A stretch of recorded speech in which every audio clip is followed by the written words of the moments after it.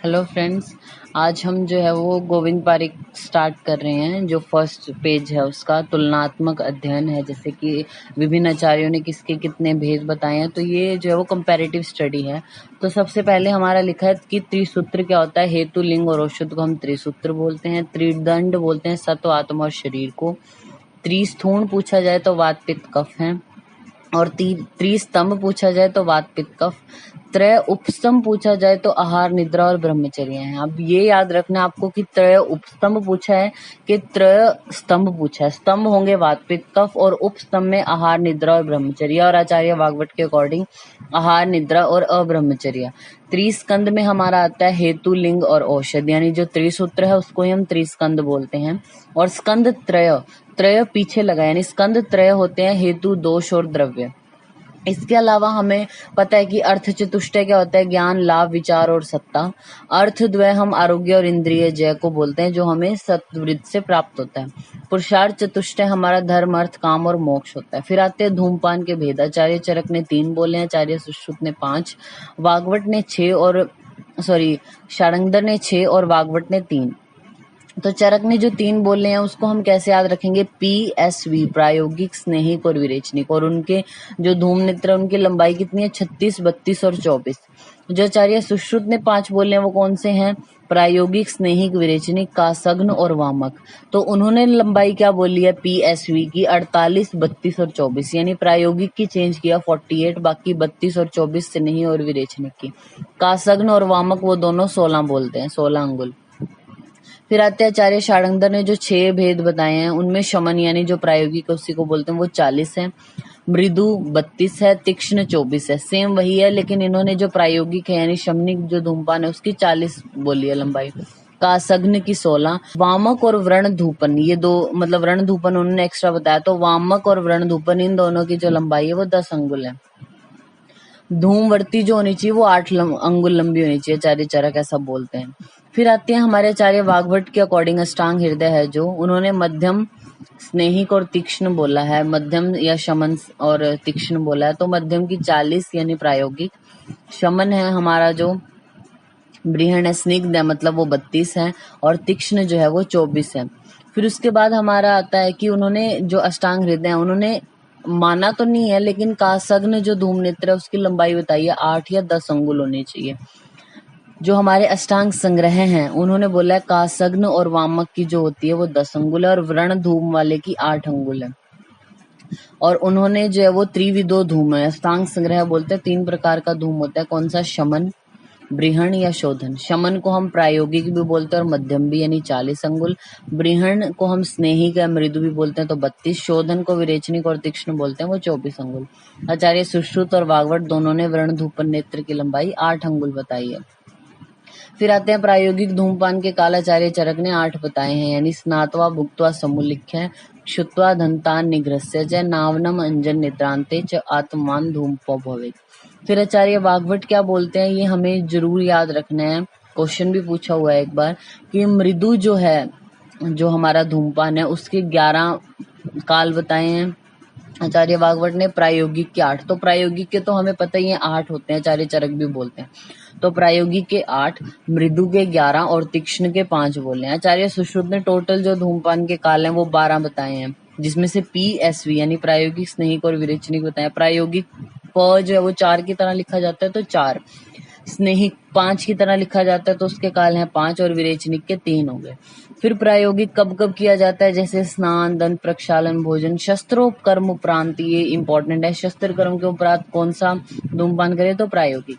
स्नेहिक की बात अगर हम करें तो मूत्र त्याग, मैथुन, शवथु, हंसने या क्रोध के बाद। विरेचनिक हमारा स्नान, दिवसोपन और छर्दी। छर्दी हमें याद होना चाहिए कि विरेचनिक छर्दी के बाद करते हैं, और स्नान और दिवसोपन। तो पूछा जाए अगर कि स्नान के बाद हम कौन सा धूमपान करेंगे तो प्रायोगिक और विरेचनिक दोनों करने हैं। शस्त्र कर्म के बाद प्रायोगिक करना है, छर्दी के बाद विरेचनिक। फिर आते हैं निद्रा के भेद, जो आचार्य चरक ने 6 बोले हैं। तमो भवा, श्लेष्म समुद्भवा, मन शरीर श्रम संभवा, आगंतुकी, व्याधि अनुवर्तनी, रात्रि स्वभाव प्रभा च निद्रा। रात्रि स्वभाव प्रभा जो ये निद्रा है उसको भूतदात्री बोला है, जो सबसे पहली है, यानी तमो भवा उसको अघस्य मूलम, और जो आगंतुकी है उसको रिष्ट भूता बोला है। फिर सुश्रुत ने 3 बताई हैं, स्वाभाविक, वैकारिक और तामसी। जो वैष्णवी है, अगर उस ऑप्शन में स्वाभाविक ना हो तो आप वैष्णवी को टिक लगा सकते हैं, लेकिन अगर ऑप्शन है स्वाभाविक, वैकारिक और तामसी तो यही आंसर जाएगा। आचार्य वाग्भट ने 7 बताई हैं, तो आचार्य चरक के जो 6 हैं उनमें उन्होंने एक ही में रखा है मन, शरीर, संभवा को, लेकिन आचार्य वाग्भट ने मन, श्रम, संभव अलग कर दी, शरीर, श्रम, संभव अलग कर दिए, तो इस प्रकार से 7 बताए हैं। दधी यानी दही के भेद आचार्य सुश्रुत ने 7, आचार्य भावप्रकाश ने 5 बताए हैं।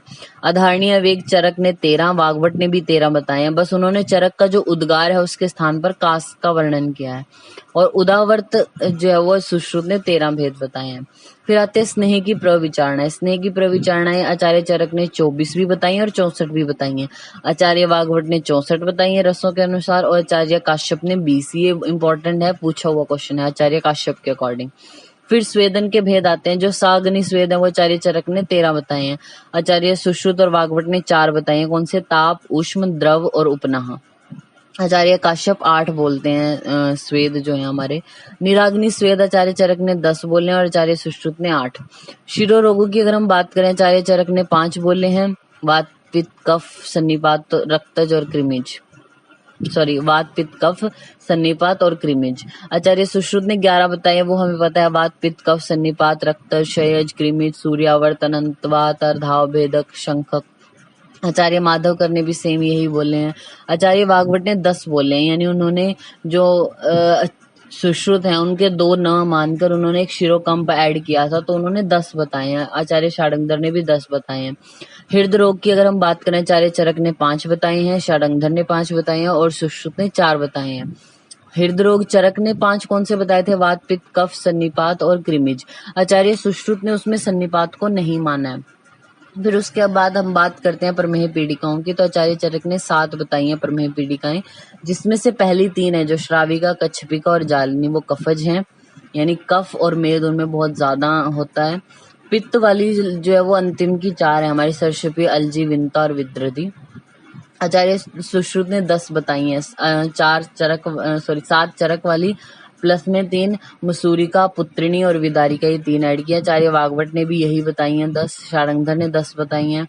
आचार्य काश्यप ने 8 बताई, यानी चरक वाली 7 प्लस में अरुणशिका को ऐड किया है। आचार्य भोज ने 9 बताई हैं, उन्होंने विंता को नहीं माना और उन्हें कुलत्थिका नाम दिया, मसूरिका को कुलत्थिका बोला है। फिर आते हैं शोथ के उपद्रव हमारे आचार्य चरक ने, ये बहुत इंपॉर्टेंट है। आचार्य चरक 7 बोलते हैं, आचार्य सुश्रुत 9 बोलते हैं। चरक के 7 कौन से? छर्दी, श्वास, अरुचि, तृष्णा, ज्वरो, अतिसार एवचे। सप्तको अयम स दुर्बल्य शोथो उपद्रव संग्रह। आचार्य सुश्रुत ने उन्होंने उसमें हिक्का और कांस को ऐड करके 9 बताए हैं। फिर आते हैं अंत्य विद्रदी के स्थान, आचार्य चरक ने 9 बताए हैं, आचार्य सुश्रुत ने 10। चरक के अलावा उन्होंने गुदा का वर्णन किया। आचार्य सुश्रुत का जो 10वां है वो गुदा है। अग्रय द्रव्य आचार्य चरक ने 152 बताए हैं, अष्टांग संग्रह में 155 और अष्टांग हृदय में 55 बताए हैं। अब अगर हम बात करें कल्पनाओं की, तो आचार्य चरक बोलते हैं पंचविध कषाय कल्पना, यानी स्वरस, कल्क, शीत, शीत और फांट। आचार्य सुश्रुत ने शीर कल्पना को ऐड किया है। चरक की जो 5 है उनके साथ में शीर कल्पना। आचार्य काश्यप ने 7 बताई हैं, जो आचार्य चरक की हैं 5 वो प्लस चूर्ण और अभिशव को ऐड किया है। फिर आते हैं मधु के भेद। मधु जो है वो आचार्य चरक ने 4 प्रकार की बताई है, ब्राह्मण, पौतिक, माक्षिक और शोध। आचार्य सुश्रुत ने 8, यानी जो चरक बताते हैं वो प्लस में DAAC, यानी दाल, आर्ध्य, उदालक और छात्र, इनको बताया है। आहार के भेद आचार्य चरक ने 4 बताए हैं, अशित, खादित, पीत और लीड। भावप्रकाश और षडांगधर 6 बोलते हैं, उन्होंने चोष्य और चरवय को अलग माना है। कुक्षी के भेद आचार्य चरक जो है वो, यानी पार्ट जो है वो 3 बोलते हैं, वाग्भट और काश्यप 4 बोलते हैं, ये याद रखना है। उदावर्त के भेदों की अगर हम बात करें, आचार्य चरक ने 6 बोले, यानी षड उदावर्त। सुश्रुत ने 13 बताए हैं, काश्यप ने भी चरक के अकॉर्डिंग 6 बताए हैं। फिर हमारे जो वाग्भट हैं, षडांगधर हैं या सुश्रुत हैं, ये इन तीनों ने ही 13 बताए हैं। और ये इंपॉर्टेंट है, याद रखना है, भेल ने 4 बताए हैं। उदावर्त के भेद भेल के अकॉर्डिंग 4 हैं। शुक्र दोषों की अगर हम बात करें, आचार्य चरक ने 8 बताए, सुश्रुत ने 11। जो 11 सुश्रुत ने बताए उसमें से 4 साध्य हैं, 5 कष्ट साध्य हैं और 2 असाध्य हैं। आर्तव काल की अगर हम बात करें CVS यानी चरक, वाग्भट और सुश्रुत। CVS के अकॉर्डिंग अगर हम आर्तव काल याद करें तो 5-3-3। आचार्य चरक बोलते हैं 5 रात्रि का है आर्तव काल, आचार्य वाग्भट 3 दिन का, और सुश्रुत भी 3 दिन का बोलते हैं। हारित जो बोलते हैं वो 7 दिन का, और मॉडर्न के अकॉर्डिंग 3 to 5 डेज होता है। फिर अगर हम बात करें नपुंसक की, तो जो हमारे हैं ये जो नपुंसक के भेद हैं, आचार्य चरक ने 8 बताए हैं। यहाँ पे 4 लिखा है कि चरक ने 4 बताए, ध्वजोपघात, बीजोपघात, वृद्धावस्थाजन्य और शुक्रक्षयजन्य। ये क्लैब्य के भेद हैं। ये जो 4 हैं ये क्लैब्य के भेद हैं। नपुंसक तो 8 बताए, यानी जो गर्भावस्थाजन्य विकृतियां हम उसको बोल सकते हैं। इस तरीके से भी पूछ सकते हैं कि आचार्य चरक ने गर्भावस्थाजन्य कितनी विकृतियां मानी है, नपुंसक कितने माने, तो 8 भेद हैं। आचार्य सुश्रुत नपुंसक के 5 भेद बोलते हैं। कौन कौन से? आसिक्य, सौगंधिक, कुंभिक, ईर्षक और षंड। जिसमें से पहले जो 4 हैं, आसिक्य, सौगंधिक, कुंभिक और ईर्षक, ये 4 सशुक्र है, मतलब इनमें शुक्र तो होता है।